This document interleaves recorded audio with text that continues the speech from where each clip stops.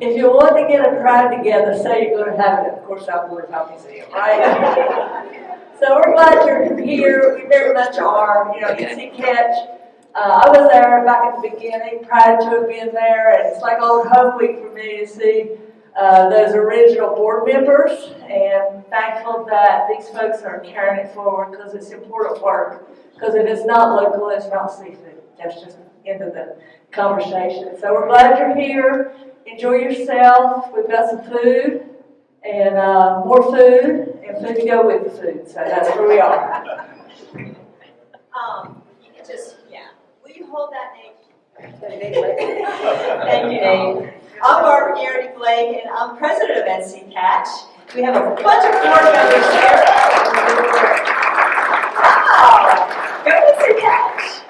And so if you're not familiar with what NC Catch is, it's a nonprofit that actually Karen was instrumental in starting way back in 2011. And we promote local North Carolina seafood and the people who provide it. So, as you all probably know, most of our seafood consumed in this country is imported, so it's important when you go to a restaurant or a seafood shop, ask for local seafood because it's the best. Before we get started, I want to give a big thank you to Duke Energy, who is a sponsor of our program tonight. And of course, Coursehound Museum, and allowing this great space. Karen, the Coursehound Museum is a partner on this project. And so I'm so excited this is really our official kickoff of African American contributions to the North Carolina seafood industry. And NC Catch really appreciates that Sea Grant, through their community collaborative program, funded our proposal. So what we wanted to do with this project is draw attention to the fact that the seafood industry is more diverse than what might meet the eye. There are lots of different men and women of various races, ethnicities, cultures involved in the seafood industry, and there's lots of roles. It's not just the fisherman, right? There's a lot of parts and pieces to get that seafood from the ocean to your plate. So we want to draw attention to that as well, and so we embarked upon this oral history project. The reason we decided to specifically focus on Black contributions is because African Americans have a legacy in the North Carolina fishing industry that goes way back to colonial times, with the herring fishery, the menhaden fishery, many fisheries, mullet fishery, all the way to today, you name it. And so we wanted to basically raise the story of that. And so we embarked on an oral history project. And Justin Wallace, where are you, Justin? He was our official photographer for this project. We have lots of great partners. The chefs that will be here tonight are also partners on this project. So, without further ado, I want to introduce our panelists, our awesome panelists. So, first, here is John Mallette. And John, he is the everywhere man. He does it all. He grew up working the docks and commercial fishing out of Sneed's Ferry, North Carolina, all the way to he's run charters around the world. Today, he's got Southern Breeze Seafood in Jacksonville. He's on our board. Every time he calls in on a board meeting, he's in his fish trunk. Always running seafood. He does demonstrations at the universities. I mean, he's the man. And he's also co-manages this project with me. So let's have a hand for John.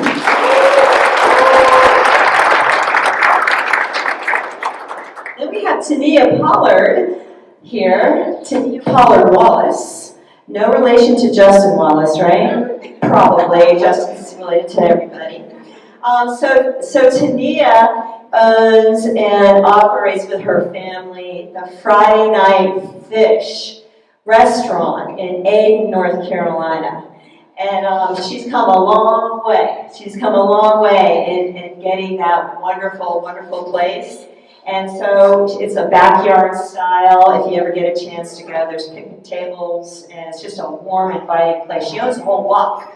Her family has like 20 businesses right there. That's an exaggeration, but a lot. And so her dishes include her famous fish stew and the big butter fish, right? So thank you, Tonnia.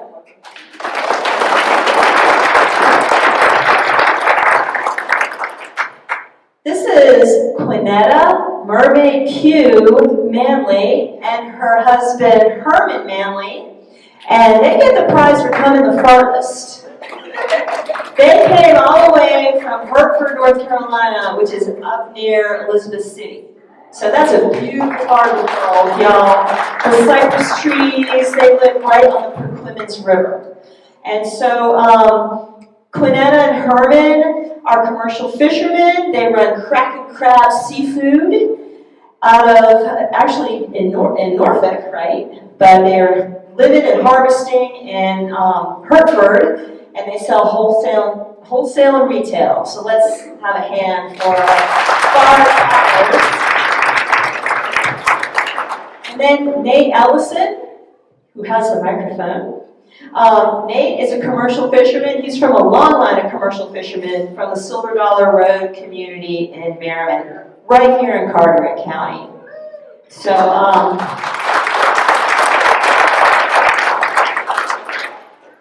I'll say it. Okay, you may recognize him. He's not only the face of our project, but you may have seen him in the documentary Silver Dollar Road. About his family getting property sold out from under them. So he's fought hard for that working waterfront. But he's sick of telling that story. I'm telling you that right now. He wants to talk about commercial fishing, which is fine. So let's have a hand for Nate. All right. So start with you, John. So I'm going to ask some specific questions, and then we'll throw some questions out, and then we'll have some time to take questions from y'all. Okay? All right. So let's see, John. What should we ask you?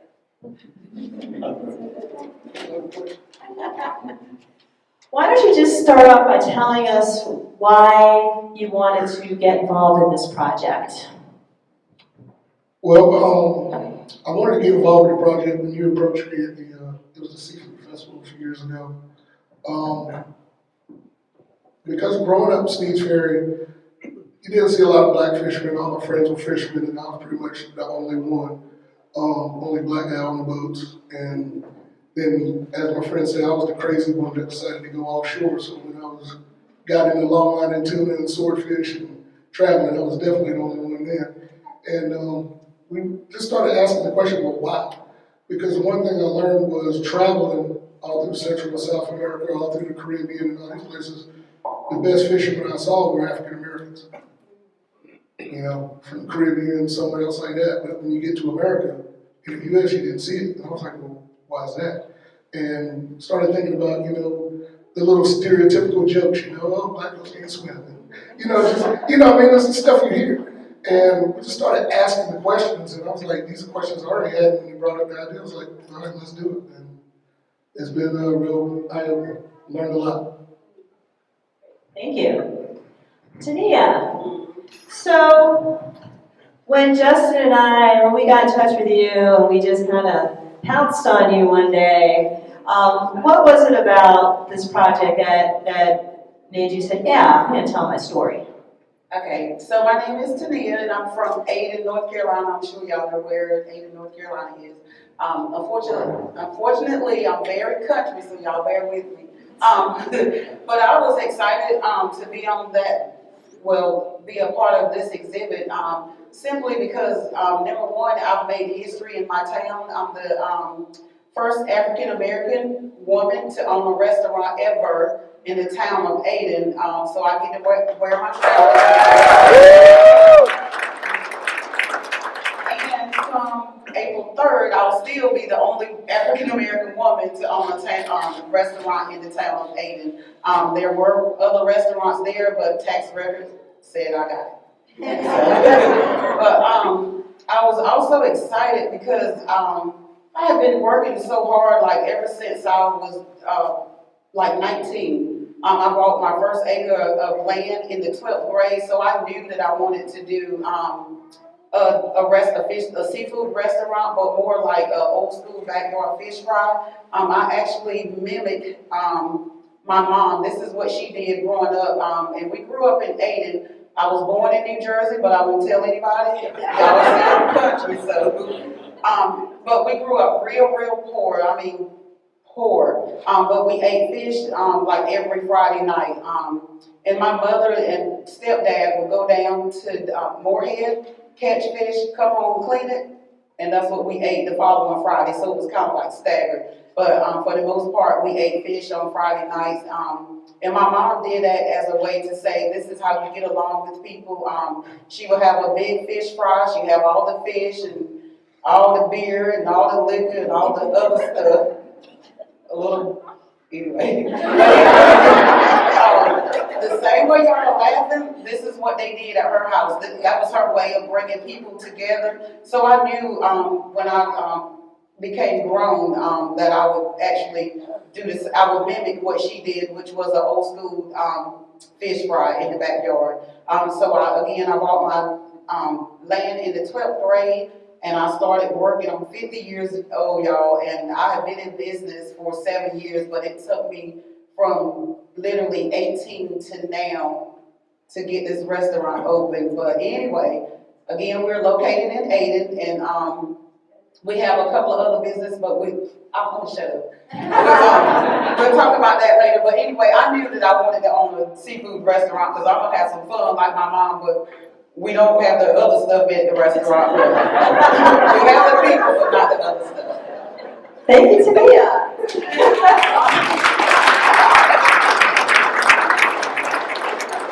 All right, Mermaid Q. Hi.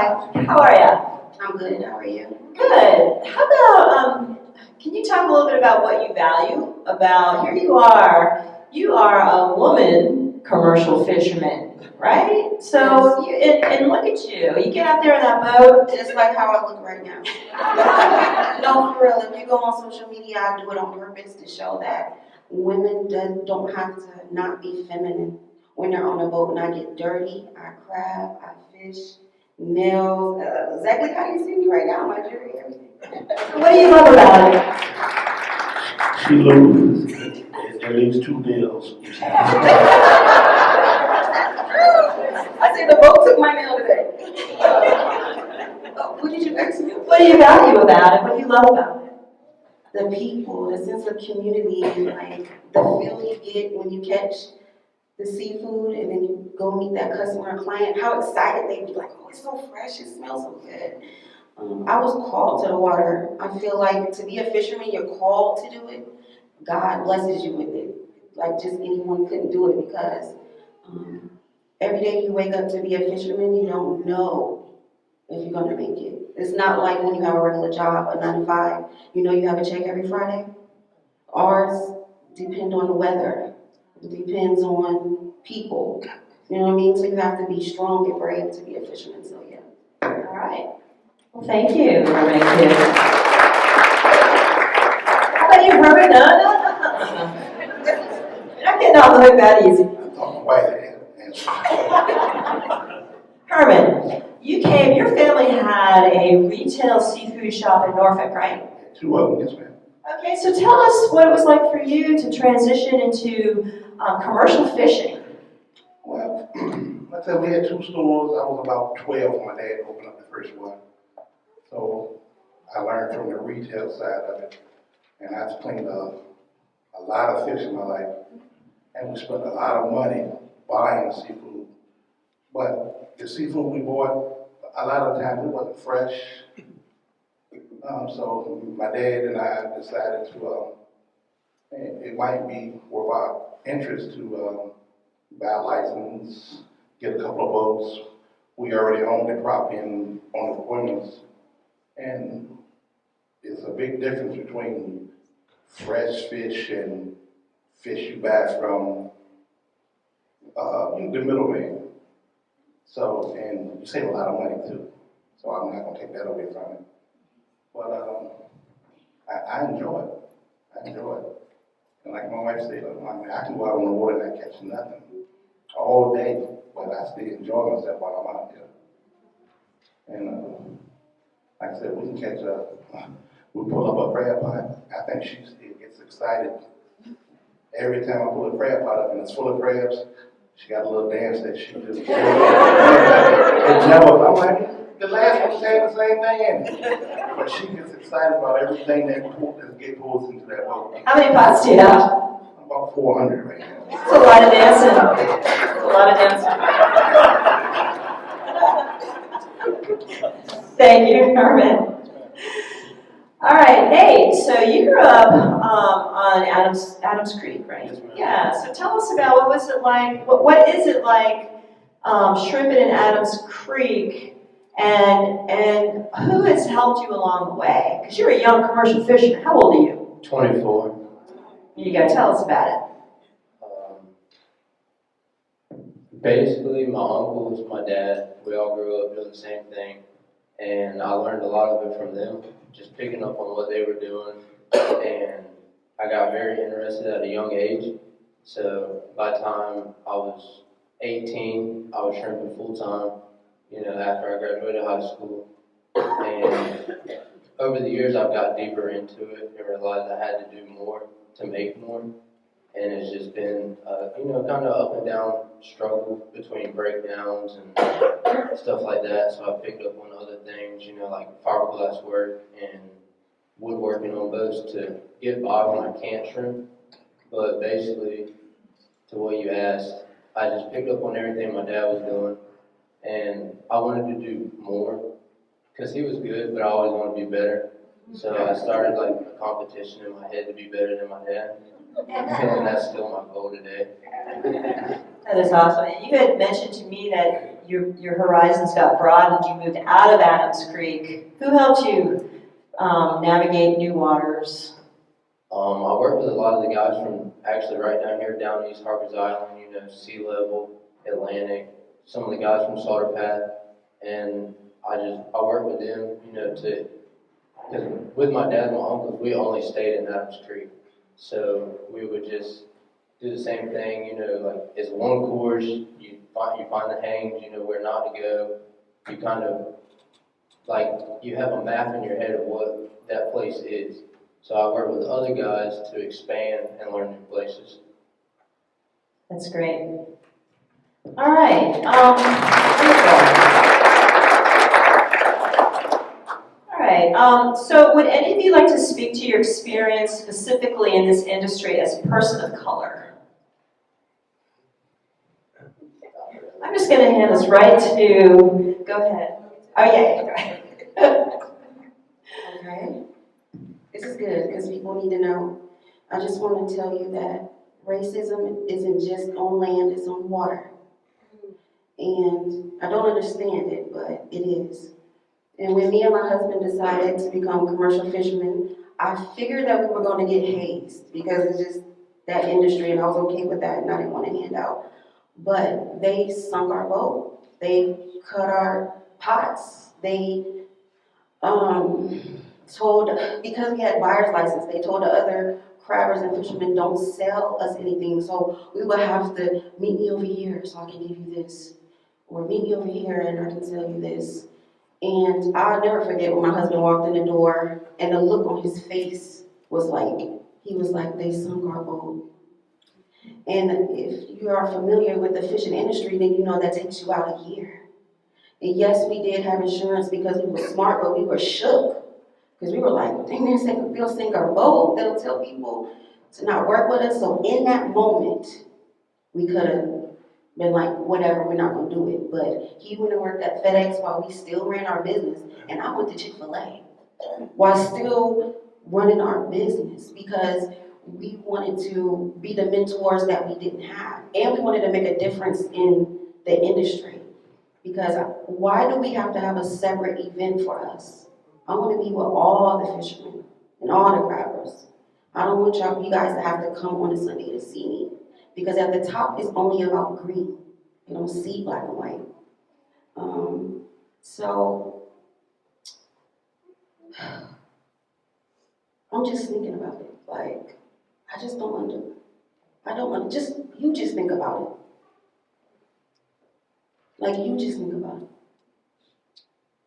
And how sad that is, because I'm black. Not I'm not a good commercial fisherman, not I'm not a good businesswoman because of that. So I just want to change that, you know? And I want all of us as commercial fishermen to lock in together, no matter the race. We need to lock in together, not be against each other, but lock in together. So that's my experience. Thank you.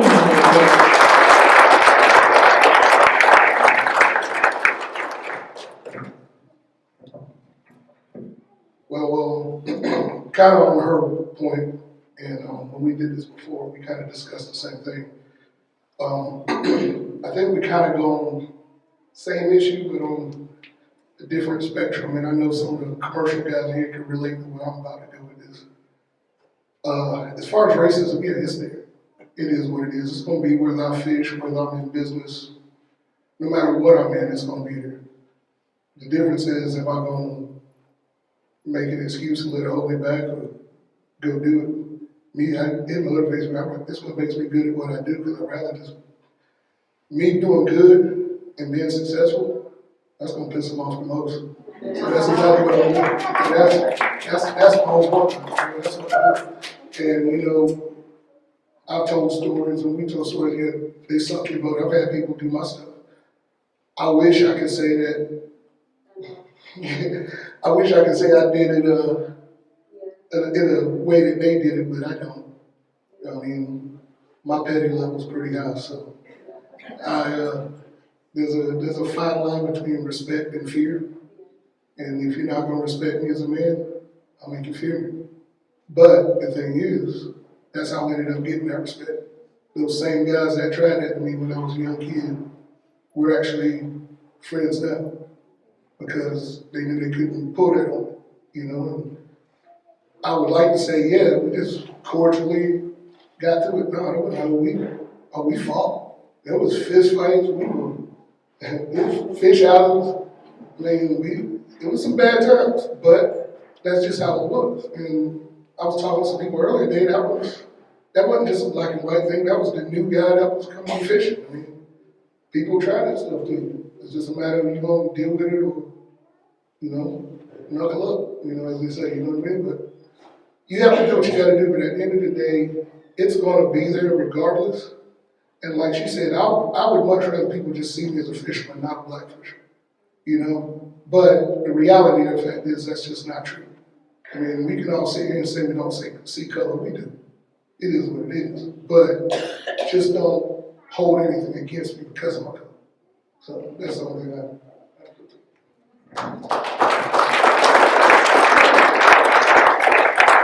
I also want to say thank you, because I see white faces out there, and I need for other people to know that it's not always about black or black. It's white people out there that love us too. There's white people out there that's kicking the door open, like, oh, they won't let you in? Well, let me get you in there. You know, and so that's why we all have to work together, so thank you.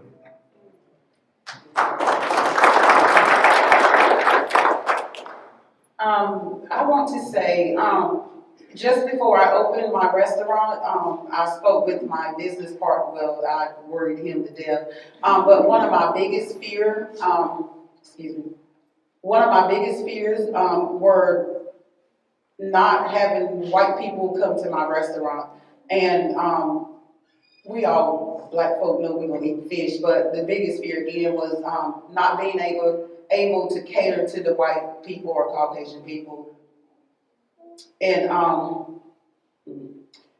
anyway, my business partner told me, he said, Tonnia, open this restaurant up. Just treat everybody nice. Just be genuine to everybody. No matter how bad they treat you, just treat them nice. And he said that if you get some good white people on your side, you got it going on. So I'm gonna say this, at my restaurant, the white people love us to death.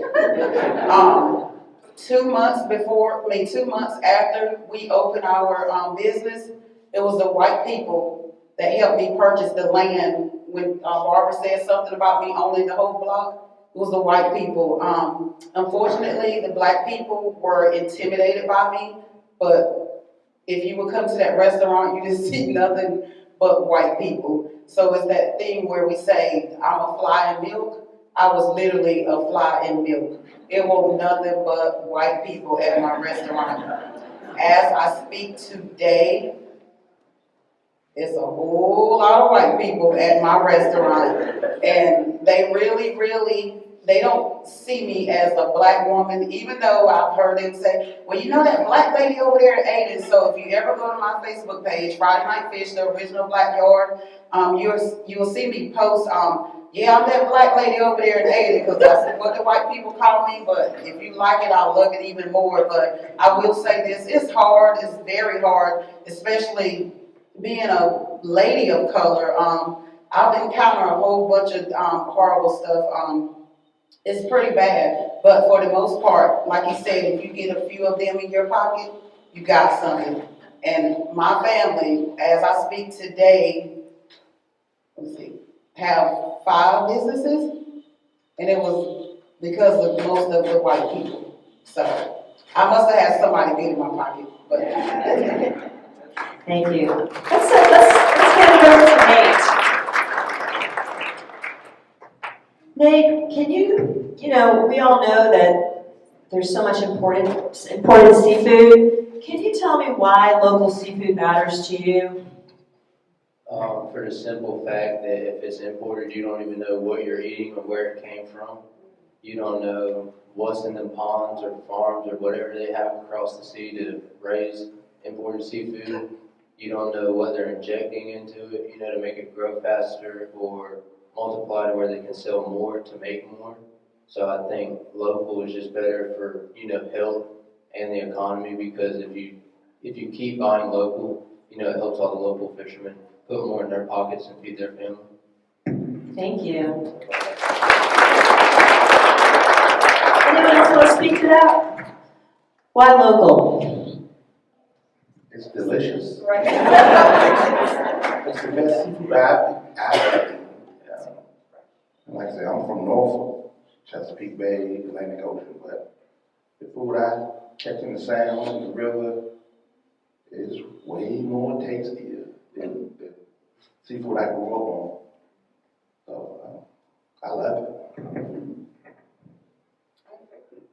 And Maryland does not have the best crabs, North Carolina does. Online saying that Maryland has stop bringing those secret trucks down here and buying our crabs. North Carolina has the best crabs, and I'm saying it's a joke.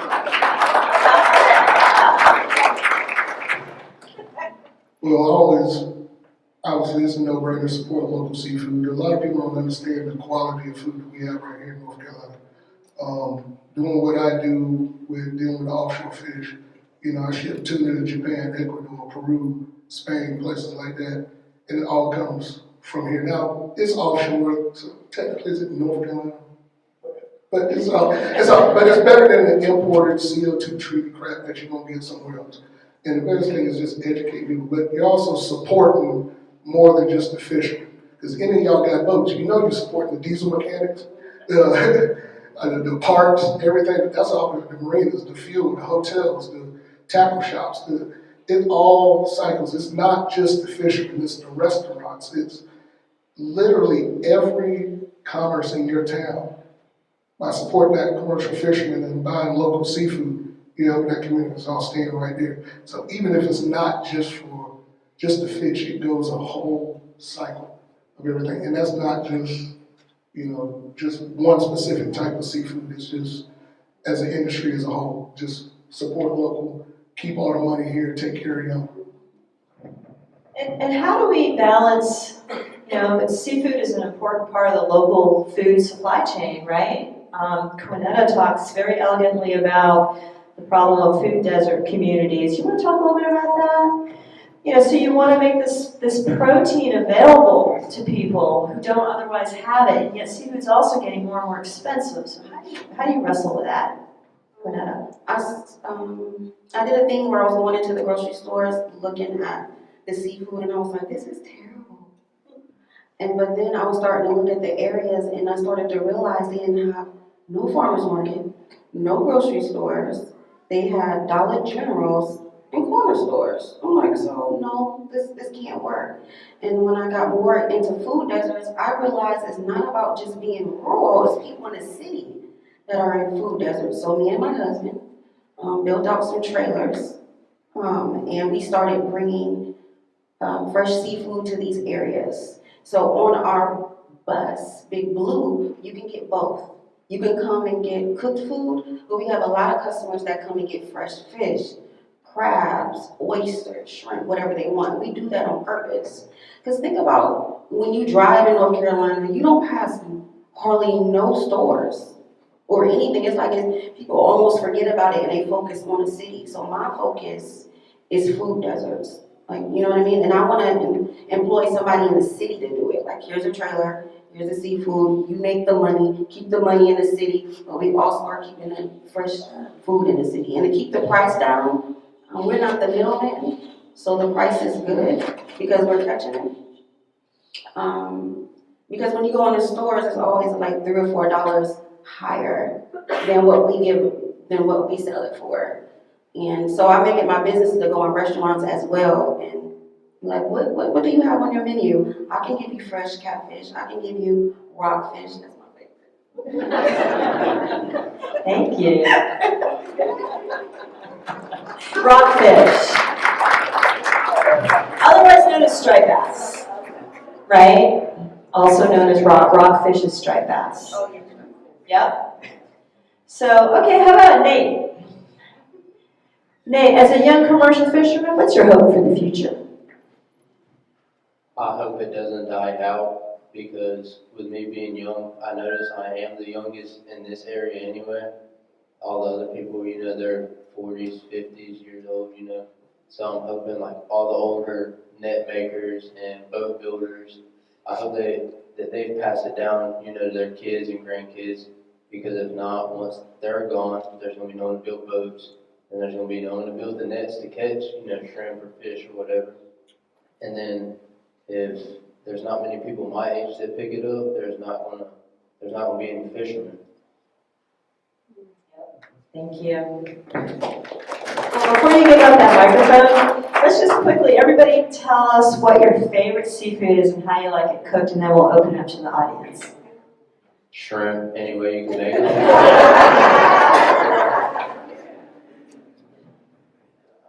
believe I showed oysters Rockefeller. I made some a couple of nights ago, so I can't get enough of them. Rockfish. Mine is the big butterfish. It's so big, it's just as big as your head. And that's, if you want somebody to come to the backyard, you cook that butterfish. Oh my gosh. And it tastes just like butter. This is hard for me because I have so many favorites. Pick one, John.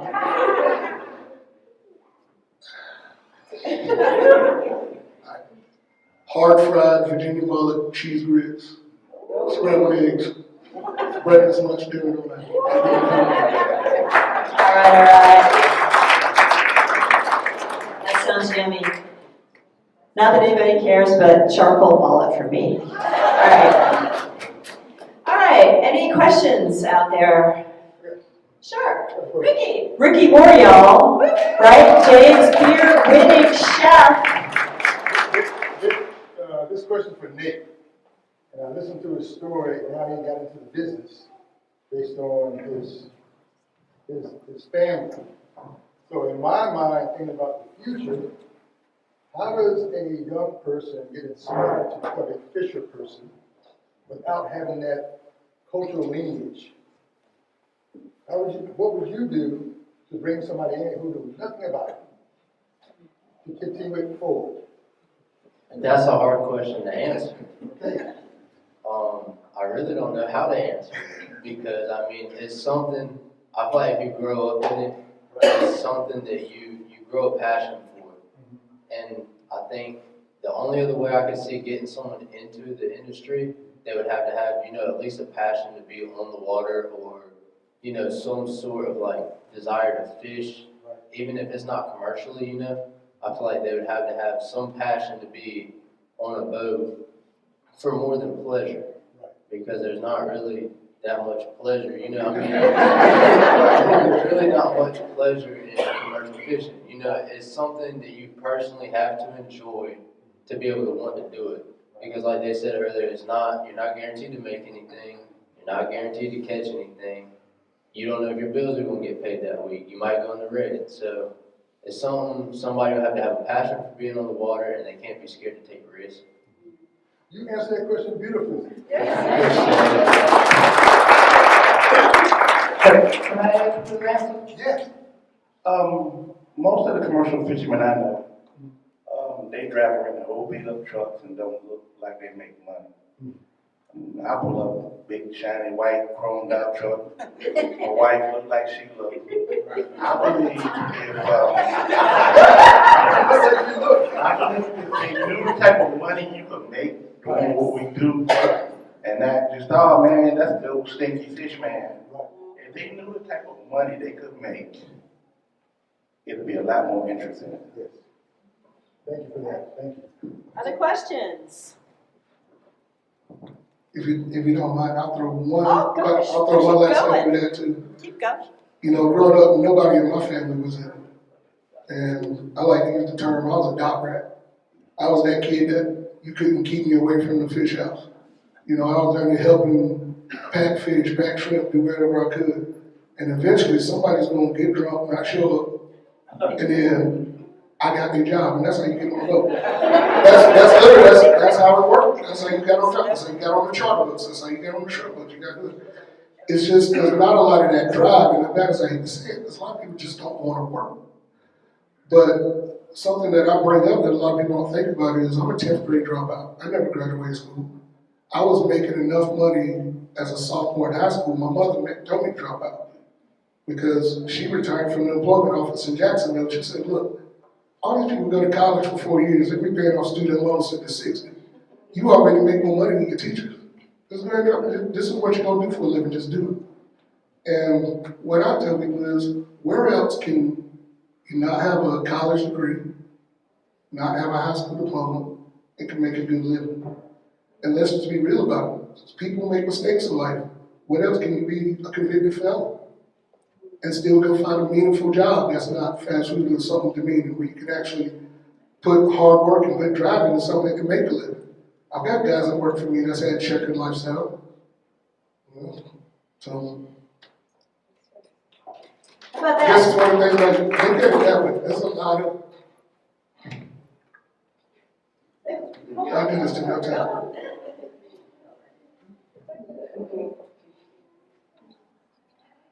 Anytime, John.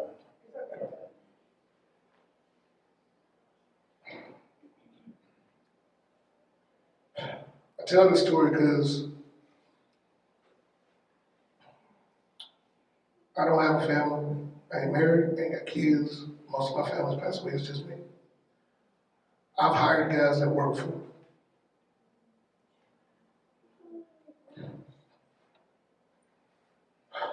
I got a good friend of mine.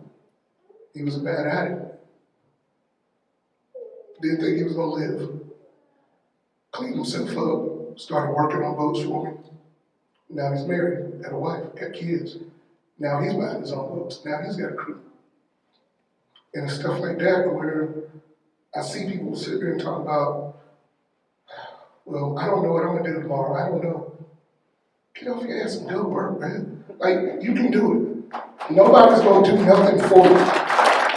Nothing's gonna get against you, nobody's gonna give you nothing. So, whether you're black, white, brown, whatever, just go do it. If you want something, go get it. You can get anything you want, just go get it. Take it if you got to, but don't just go get it, you know what I mean? But don't let anybody hold you back, because there's no excuse for it. It may not work out, but at least you went down swinging, you know what I mean? And you see the success stories, you see stuff like that, and that's what's beautiful. I'm gonna pay more this week. I'm not doing anything. Thank you. Who else has got a question? Yeah, Jess? I was wondering if you could show us the crab dance. Oh! Here we go.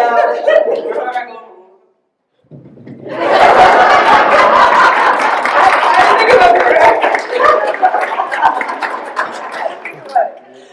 Thank you, Jess. You served that butterfish? Yes, I did. I did. Just on Friday night? I know, we're open Wednesday through Friday, 11 till 5, and, on Saturday, 11 to 2, and most Sundays, but, I hate to say this, but, so the guy that I get my seafood from, he won't sell that butterfish to nobody else. So, I'll tell this quick little story. So I had, was it last year? Okay, so anyway, I'm a cancer survivor 9 months ago. I sent my daughter to the seafood market to get some butterfish. And well, she called before she got there and they told her that they didn't have any butterfish because he won't sell it to anybody else. And she called me back. She said, Mama, he said he didn't have any butterfish, but I know he's lying. He just won't sell it to me. I said, let me call. So I called to the seafood market. Is this Tonnia? It's her. I mean, yeah, this is she. My daughter just called you, let her get the butterfish. She said, oh, because nobody else won't go get that butterfish. But yeah, so whatever they bring in on the boat, if it's 10, I'll get 10. If it's 20, 40, 50, I'll get all of them. So, yeah, and our Facebook page is Fryday Nite Fish, the original backyard in Ayden, North Carolina. Tonnia is a social media magician. She will work things like, all right, butterfish today at 11:23 a.m. Right? You do that. And she's got people at the edge of their seat, ready. Who else has a question? Yes, sir. Yeah, my name is Mark. This question is for Herman. I enjoy the fishing and I always enjoy the technical aspects of it. Could you walk us through, you said you have 400 crab pots. Can you walk us through a day of what it is, from start to finish, just sort of summarize how you service those things and get the stuff out of the crab, get the stuff on the boat, what you do at the end of the day? Day start around about 5:30, gas in the boat, a lot of bait. We hit the water right at sun up. We might fish for 6 hours. Like that, my wife, she sorts every crab that comes on the boat. My son in the back, when he's with me, he helps me move stuff around. Like I said, we come into my dock, right at the house. I pretty much load all my crabs right on the truck, and I got a walk-in pool in my yard. There's one thing about a crab, you need to keep them cold, you need to keep them wet, so I go straight from the water to my truck in less than 20 minutes. Keep them as fresh as possible. What would you consider, in terms of number of crabs, a good catch for a day? 20 to 30 bushels. Which is like how many crabs? The average bushel, depending on size, females hold about 7 to 8 dozen. Number 2 males, maybe 7 dozen. Number 1s and jumbos mix between 5 and 6 dozen per basket.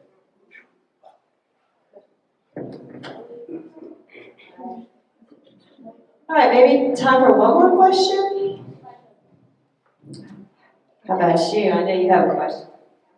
Well, I don't have a question. Thank you all for being here. Thank you for being here, and thank you for allowing our family to have exposure to all of you. Thank you. So, does anybody have anything you want to say before we end? There's more lanes than being a commercial fisherman too, if you're interested in the industry. We have a course on Teachable, teaching people how to build crab pots. We also have 2 ebooks on how to be a seafood broker or be a fisherman. We also hold webinars, and so you have to get online, you have to be social. You have to get on TikTok, you have to be on Instagram, and you have to work with the youth too as well.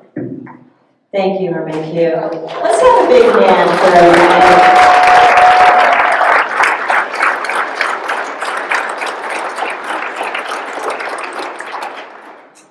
Okay. Sure, Brent. Oh, by the way, Brent provided, and his wife Kathy provided those crab balls back there. Thank you. What is your biggest concern? What might affect you long-term in the commercial? Politics, fisheries, regulations, economy.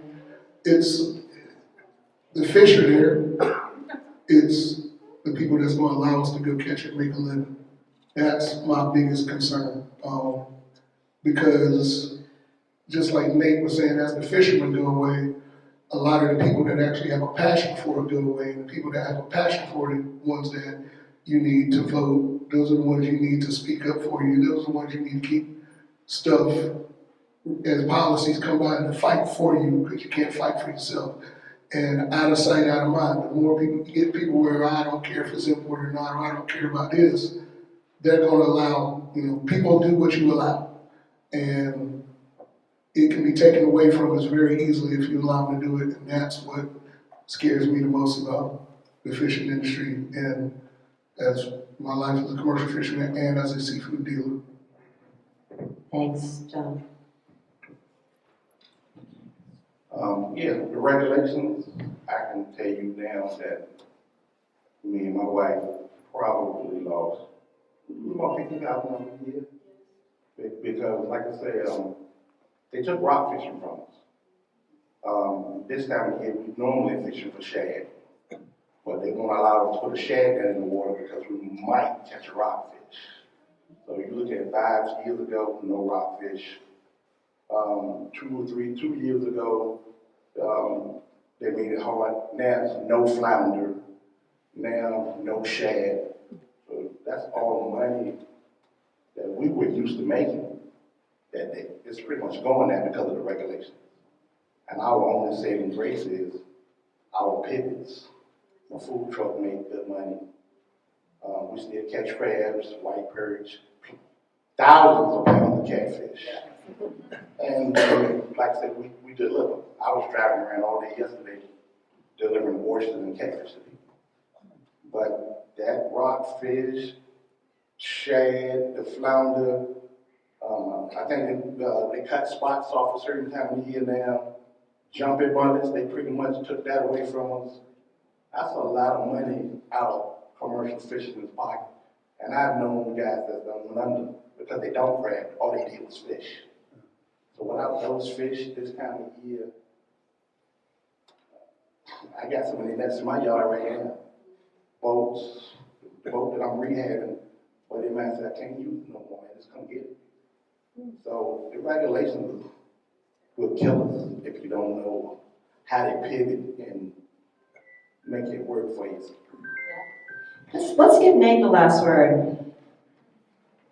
My biggest fear is almost what John said, politics, because there's a lot of people moving from out of state to North Carolina, and they want yacht basins and condos, and it seems to me that politically around here, those people that are moving here because they didn't like where they were from, they're coming here and getting what they want.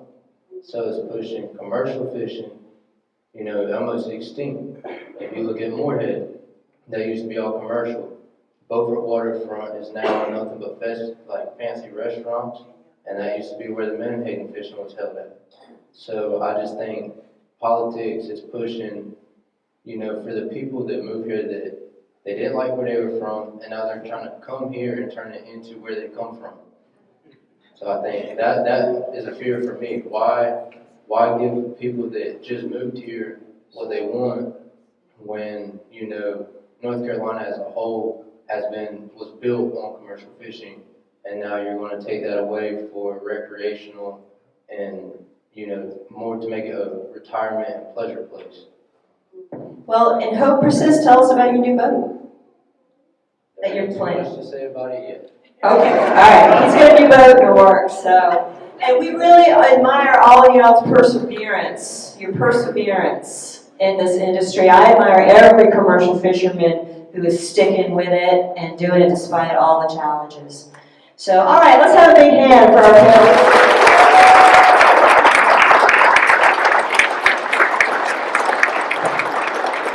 And I'm going to ask our chefs to come up. Ricky, can you're going to be emceeing up here. He's going to introduce our chefs, and the chefs are going to take a minute to tell you what they have prepared. And John's one of them, so he gets to stand right here. And then Justin Wallace. Justin's going to say the blessing, and we're going to eat. Well, John, he counts. All right, good people. Let's give the panelists a wonderful round of applause instead. Good to see them in this space telling their truth. Fantastic. Salute to everybody. So they threw me in this position again and not prepared me. Now I'm going to freestyle. So I'm pretty sure there's enough people in this audience who know Fantasy Island. Remember that show, Fantasy Island?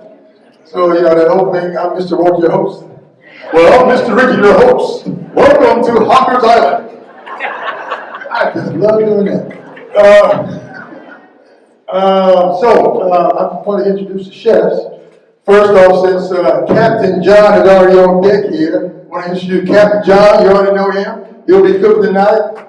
And also, Executive Chef of Hackney and Washington, North Carolina, Jamie Davis.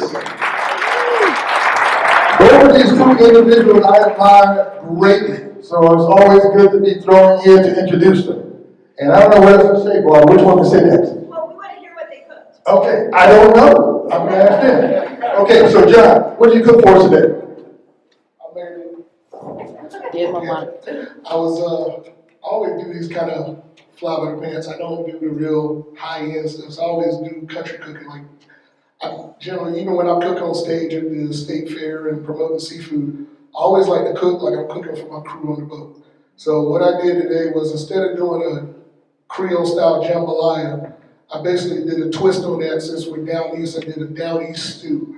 So keep it all down east. So I've got shrimp, crab, Carolina gold rice, and then I've got tender sausage, local vegetables, all cooked down with my seasoning in a thick broth. And instead of doing crackers like you would generally do that, I've crushed up pork skins and seasoned them and sprinkle that on top of it.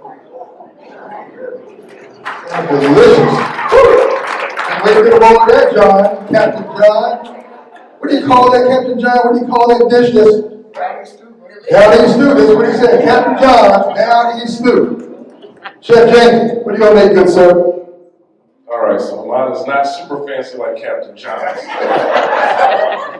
So, just real quick backstory. Me and John go back now 8, 9, almost 10 years. I was working at a restaurant, we won't say that name, and I was always trying to buy fish from him. But John is the type of person, he said he ain't gonna do it, you might as well cancel Christmas, he's not gonna do it. And he was like, yeah, I can't sell fish because of oil. But then, you know, I came to Washington, North Carolina, opened up the Hackney, and we kind of been working together ever since. That's over 6 years ago now. So it's like we work with each other every week, we do multiple events like this. But, so I came with my stuff yesterday because when me and him were riding somewhere, we were talking. He was like, I'm gonna do this, this, and this. I'm like, damn. I was gonna do rice in there, I was gonna do this, I was gonna do that. He's like, I'm gonna do that. I was like, all right. So what I have is a fish stew, a heavy tomato base. I have andouille, which is an Italian spreadable salami. So tomatoes, white beans, fish. I'm gonna throw, right before we serve it, y'all, we're gonna throw a whole bunch of lemon zest, parsley, and a little bit of roasted garlic in there. It might not be as good as his, but I think it might be all right. All right, good people. Thank you so much, Captain John and Chef Jamie. So the next steps are, Barbara? Justin. He's going to say the blessing. Yes, Justin, come on up, good sir. Justin is our photographer. He took many of these photos that you see today.